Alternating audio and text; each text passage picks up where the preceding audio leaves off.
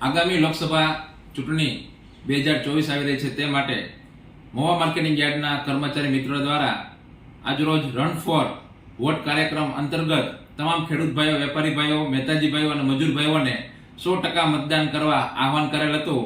તો ચાલો સૌ પરિવાર સાથે આ લોકશાહીના મહાપર્વને ઉજવીએ અને અચૂક મતદાન આગામી 7 તારીખના મંગળવારના રોજ કરીએ. એ જ અભિલાષા સાથે જય જવાન, જય કિસાન.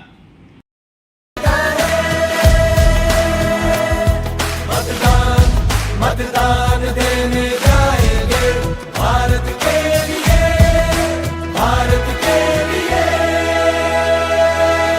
कई सुरों से सजाए जनमन, कई रंगों से बना तिरंगा, कई बोलियां कई भाषाएं, एक सूत्र में बंधी आशाएं। मतदान मतदान देने जाएंगे भारत के लिए, भारत के